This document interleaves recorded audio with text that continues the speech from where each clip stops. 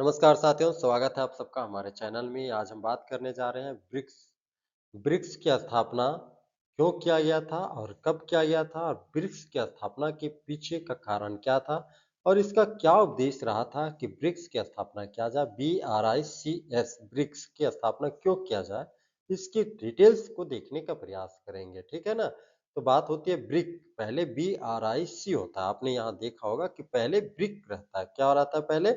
Brick रहता है। BRIC brick. आप जब देख रहे होंगे ब्रिक है, ब्रिक बाद में ब्रिक्स बनता है। क्यों बनता है ब्रिक्स, ये भी देखेंगे और ये भी देखेंगे कि आखिर ब्रिक ही क्यों बनाया जाता है और इसके पीछे किसकी संकल्पना थी और इसे बनाने का उद्देश्य क्या था और क्यों इसको बनाया गया था, इसके बारे में डिटेल से देखने का प्रयास करेंगे। तो ब्रिक्स की स्थापना या ब्रिक्स की उत्पत्ति का कारण था कि ब्रिक्स से पहले ब्रिक के नाम से जाना जाता था, जिसका अर्थ था Brazil, Russia, I for India और सी फॉर चाइना। मतलब कि चार देशों का एक संगठन, चार देशों का एक संगठन था ब्रिक।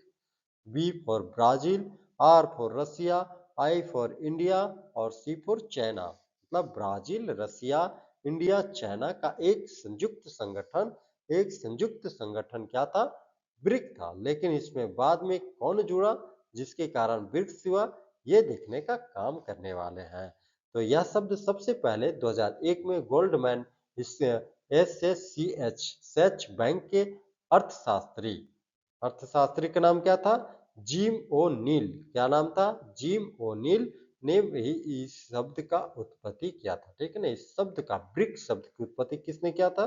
तो गोल्डमैन सच बैंक के अर्थशास्त्री जिम ओ नील साहब थे, जिन्होंने ब्रिक नाम की शब्द की उत्पत्ति किया था। और इन्होंने दुनिया की सबसे तेजी से बढ़ती हुई अर्थव्यवस्था करार किया था कि यदि ये सारे देश, कौन से देश? ब्राजील, जो ब्राजील, भारत, रसिया और भारत और चाइना, यदि ये चारों देश आपस में मिल जाते हैं और किसी भी विशेष काम को या विशेष अर्थ टारगेट को लेकर के यदि ये काम करते हैं, तो ये क्या होंगे? दुनिया के सबसे तेजी से बढ़ने वाले अर्थव्यवस्था वाला देश कहलाएगा। इसकी उत्पत्ति, इस शब्द की उत्पत्ति सबसे पहले किसने किया था? तो 2001 में किया था जिम ओ'नील, जो कि गोल्डमैन सच बैंक के क्या थे? इकोनॉमिस्ट थे, ठीक है। ब्रिक बनाने का उद्देश्य क्या था? अब सवाल आता है कि ब्रिक बनाने का उद्देश्य क्या था? तो इसका उद्देश्य था कि जो इसका उद्देश्य था, इसका बहुत ही मतलब कि तार्किक और बहुत ही अच्छे उद्देश्य था। तो इसका उद्देश्य था कि आर्थिक शक्ति बढ़ाना, भारत की साथ-साथ चाइना का और रसिया के साथ-साथ ब्राज़ील को, चारों देशों को आपस में जब से गठजोड़ हो जाएगा और चारों देश जब आपस में मिल कर के कोई भी काम करेंगे, तो उस क्या होगा? वो आर्थिक मजबूती प्रदान होगा उन देशों के बीच में। इनका बनाने का उद्देश्य सिर्फ़ और सिर्फ़ आर्थिक शक्ति ही बढ़ाना नहीं था, इसके साथ ही साथ बहुत सारे, जैसे सैनिक शक्ति बढ़ाना, सहयोग शक्ति बढ़ाना, सांस्कृतिक शक्ति को बढ़ाना, आपसी सहमति, आपसी सहयोग, पारस्परिक सहयोग को बढ़ाना। तो ये उद्देश्य था कि यदि एक संगठन बनाया जाए और ये संगठन यदि सबसे अच्छी अर्थव्यवस्था के साथ विकसित होती है, तो उसके साथ-साथ चाहे इन देशों के अन्य चीज़ों का भी डेवलपमेंट होगा, अन्य चीज़ों का भी विकास होगा। तो इसका उद्देश्य बहुत ही सार्थक था। इसके साथ था कि वैश्विक राजनीति में संतुलन स्थापित करना। वैश्विक माने इंटरनेशनल लेवल पर जो आज आज के परिदृश्य में यदि आप देखेंगे, तो भारत कहाँ पे टिका हुआ है? आज डोनाल्ड ट्रंप जो है, मादुरो को, वेनेजुएला के राष्ट्रपति को रातों-रात किडनैप करके अपने देश में ले जाते हैं और उन्हें अपने जेल में अभी रखे हुए हैं। मतलब आज देश की विश्व की परिस्थिति ऐसी है कि कोई भी देश, किसी भी देश नहीं कर कोई भी देश ये नहीं कर सकता कि हम संप्रभु हैं। ये स्थिति के बाद, कौन-सी स्थिति के बाद? वेनेजुएला के मादुरो जो राष्ट्रपति थे, उन्हें, जबकि अमेरिका के राष्ट्रपति डोनाल्ड ट्रंप साहब जब उठा के लेकर के चले गए रात को ऑपरेशन करके, 2 दिन पहले की घटना है। तो आप कह नहीं सकते हैं कि कोई भी देश आप संप्रभु है, क्योंकि ये वैश्विक जो है, वैश्विक संप्रभुता के ऊपर डायरेक्ट हमला है, खतरा है। तो ये बहुत सब पहले 2001 में इसके अनुमान लगा लिए थे जिम ओ'नील साहब कि विश्व में ऐसी अव्यवस्था उत्पन्न होगी। इसी अव्यवस्था को संतुलित करने के लिए आपसी देशों को मिल करके एक संगठन मजबूत करना होगा। जैसे पश्चिमी देश जैसे कि अमेरिका हो या रूस हो, यूरोप हो, इस सब के प्रभुत्व को तोड़ने के लिए एक वैश्विक संगठन बनाया गया था जिसका नाम रखा गया था ब्रिक्स, ठीक है ना? ब्रिक था अभी तक, BRIC, एस नहीं जुड़ा, एस आगे जुड़ेगा, ठीक है ना? तो ग्लोबल साउथ देशों का सहयोग इसमें दिया गया था। ग्लोबल सहयोग देशों का सहयोग लिया गया था। ब्रिक ने ग्लोबल साउथ यानी विकसित देशों को छोड़ करके विकासशील देशों के बीच सहयोग को मजबूत करना, विशेष करके व्यापार के क्षेत्र में, निवेश के क्षेत्र में या तकनीकी के क्षेत्र में बराबरी की साझेदारी करने के लिए ये ब्रिक का ये किया गया था। क्या किया गया था? ब्रिक का स्थापना किया गया था। बाद में इसमें साउथ अफ्रीका मिलता है, साउथ अफ्रीका मिलता है और ये ब्रिक क्या काल बनता है? एस लग जाता है तो हो जाता है, एस लगते ही ब्रिक हो जाता है ब्रिक्स, ठीक है ना? ब्रिक क्या काल हो जाता है? ब्रिक्स, और यहाँ से क्या कहलाता है? ब्रिक्स देशों का संगठन।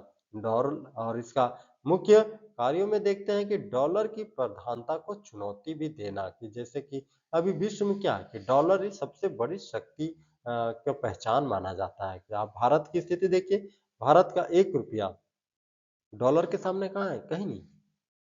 और अमेरिका का 1 डॉलर भारत के 90 रुपया के सामने है। मतलब कि अमेरिका का 1 डॉलर भारत के 90 रुपये एक साइड में खड़ा कर दीजिए, रख दीजिए, और अमेरिका का 1 डॉलर 1 कॉइन बराबर 90 रुपया। समझ रहे हैं? मतलब कि विश्व में अमेरिका का डॉलर सबसे ज़्यादा शक्ति रखता है। शक्ति संतुलन बनाए रखने में सबसे बड़ी शक्ति के रूप में यदि है तो डॉलर है। तो डॉलर की प्रभुत्ता को थोड़ी क्या करना है?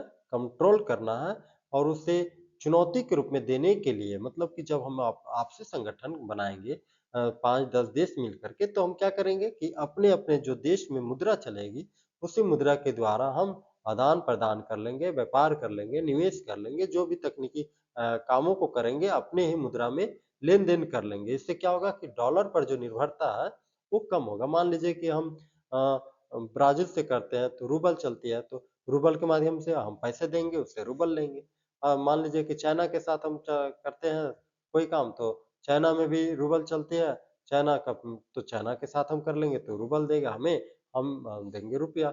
अब रशिया के साथ करते हैं तो रशिया में जो मुद्रा चलती है उसके साथ भारत लेगा, भारत अपने रुपया उसे देगा।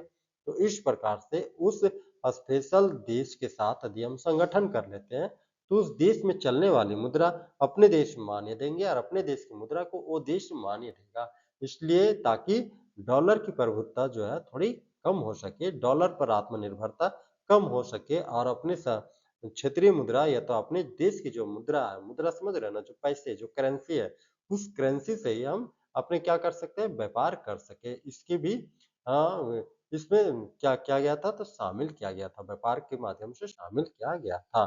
देखते हैं कि वर्तमान में ब्रिक्स में कितने देश हैं? तो वर्तमान में कितने हैं? 2025 के अनुसार ब्रिक्स में कुल 11 देश हो गए हैं। 11 देश हो गए, कौन-कौन से?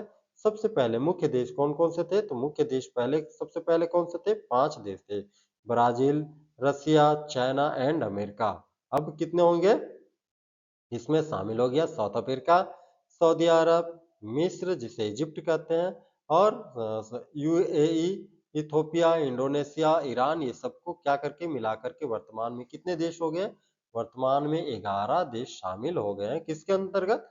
तो ब्रिक्स के अंतर्गत। 2025 में 11 देशों का समूह अब ब्रिक्स है, ठीक है ना? कुछ सूत्रों के अनुसार अभी भी जो है 10 देशों को बताया जाता है, लेकिन न्यूनतम जानकारी बताती है कि अब ब्रिक्स में कितने देश हो गए हैं? तो 11 देश हो गए हैं। 11 देश, जिसे सऊदी अरब को शामिल करने के बाद 11वां देश सऊदी अरब हो गया, ठीक है ना? ब्रिक्स का उद्देश्य आज भी है कि नहीं? आज क्या इसका उद्देश्य है? तो सवाल उठता है कि क्या ब्रिक्स का आज उद्देश्य है भारत के लिए, या ब्राजील, रसिया, चाइना, इंडिया या साउथ अफ्रीका, या अभी जितने भी देश इथोपिया वगैरह मिले, क्या इन सब के लिए उद्देश्य है? तो इसका उद्देश्य है, क्या उद्देश्य है?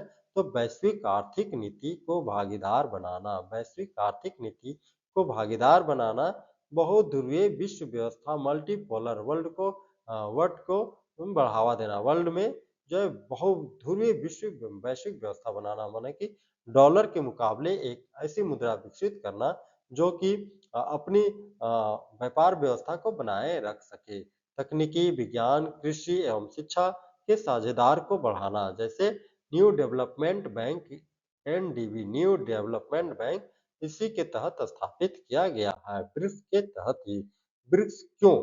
सवाल आता है कि आखिर ब्रिक्स क्यों? तो बड़े तेजी से उभरते अर्थव्यवस्था का समूह बनाना, ताकि दुनिया में अधिक प्रभाव और संतुलन बनाया जा सके, इसीलिए ब्रिक्स की स्थापना किया गया था।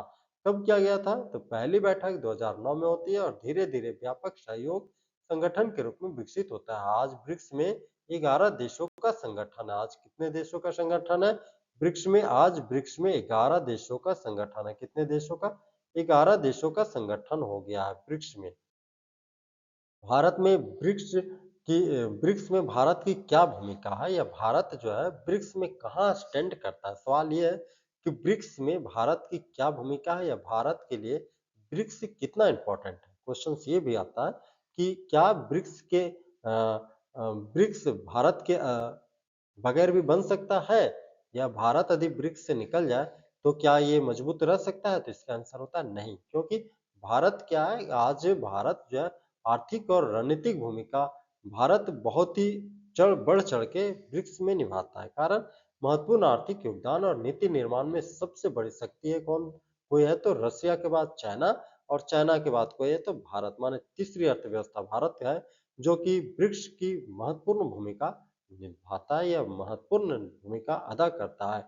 एनडीबी जिसे कहा गया न्यू डेवलपमेंट बैंक के प्रोजेक्ट और निवेश में भारत अब तक जो है 6.9 बिलियन की परियोजनाएं दे चुका है। 6.9 बिलियन की परियोजना जो है भारत इसमें खर्च कर चुका है। उसमें क्या क्या है? उसमें देखते हैं, ऊर्जा है, मेट्रो है, सड़क है, जल सफाई आदि क्षेत्र शामिल है। कितने? 6.9 बिलियन की परियोजनाएं भारत सरकार द्वारा ब्रिक्स के अंतर्गत दिया गया है। वैश्विक मंच और सुधार में देखते हैं तो भारत ब्रिक्स मंच का उपयोग यूएनएससी, संयुक्त राष्ट्र सुरक्षा परिषद, डब्ल्यूटीओ और वैश्विक सुधार संस्थानों के रूप में भी करता है, ताकि विकसित देश की आवाजों को वहां सुना जा सके। विकसित देश को सबसे पिछड़े देश के रूप में गिना जाता है, और जब पिछड़े देश के रूप में गिना जाता है तो पश्चिमी देश इसकी कहीं भी अहमियत नहीं रखते। पश्चिमी देश जैसे अमेरिका, यूरोप देश है, ये जो है दक्षिण पूर्व वाले देशों को, पश्चिमी देश से वाले देश इस दक्षिण पूर्व वाले देशों को कहीं भी अहमियत नहीं देते हैं। तो ये जब एक संगठन बना करके जब कोई बात रखते हैं, यूएनओ में रखते हैं या यूएनएससी में रखते हैं या डब्ल्यूटीओ में रखते हैं, तो इसकी बात को सुना जाता है, क्योंकि ये एक संगठन, पूरी संगठन 10 देशों का एक संगठन है, और 10 देशों जब कोई एक सहमति बनाता है तो उसका एक विचार बनता है। जब एक विचार बनता है, एक मत बनता है, तो उस एक मत को यूएनएससी हो, चाहे डब्ल्यूटीओ हो, चाहे यूएनओ हो, ये उनकी बातों को सुनता है, और भारत इसमें मुख्य रूप से इसका प्रबल उपयोग भी करता है। भारत का रणनीतिक लाभ भी क्या मिलता है ब्रिक्स से? तो मिलता है। कैसे मिलता है? भारत का उपदेश है ब्रिक्स के माध्यम से दक्षिण एशिया जो दक्षिण पूर्व जो भारत का एरिया है, और इसके नीचे जो Myanmar, Thailand, Indonesia, Singapore, Philippines वगैरह जो एरिया है, इसके साथ साथ अफ्रीका और लैटिन अमेरिका के साथ आर्थिक एवं कूटनीतिक संबंधों को बढ़ाना, जिससे व्यापार और निवेश को क्या मिल सके? बढ़ावा मिल सके। देखो भाई, हमारी जनसंख्या 140 करोड़ होगी, 140 करोड़ आबादी वाला हिंदुस्तान है, ठीक है। और जब इतनी बड़ी आबादी वाले हिंदुस्तान है तो इसको क्या चाहिए? हाँ, इसको सभी तरह से फैसिलिटी चाहिए, और इसको फैसिलिटी के लिए हमें क्या करना पड़ेगा? अन्य देशों के साथ, अमेरिका हो चाहे अफ्रीका हो, या तो दक्षिण भारत के जितने भी देश हो, तो इन देशों के साथ हमें आपसी सहयोग और समझौता करना मेरी मजबूरी भी है और हमारी जरूरत भी है, क्योंकि यदि हम इन देशों के साथ व्यापार और समझौता नहीं करते हैं तो इस स्थिति में अपनी इतनी बड़ी जनसंख्या को हम क्या कर सकते हैं? अच्छे से उनका मतलब जो आवश्यकता होती है उनकी पूर्ति नहीं कर सकते हैं, और पूर्ति नहीं करेंगे तो डेवलपमेंट रुकेगा हमारा।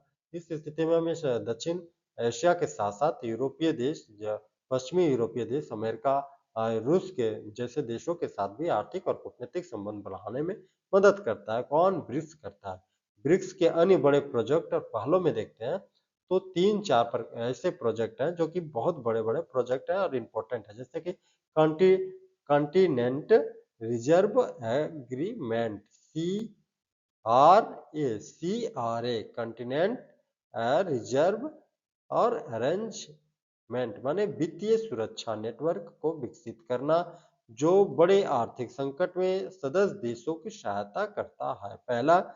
नंबर टू में देखते हैं तो नंबर टू करता है डिजिटल और तकनीकी सहयोग, जैसे एआई जो कि आर्टिफिशियल की बात करता है, स्पेस टेक्नोलॉजी की बात करता है, और हरित प्रौद्योगिकियों में भागीदारी और साझेदारी को साझा करना। ठीक है। नंबर तीन कहता है क्लाइमेट फाइनेंस और हरित विकास।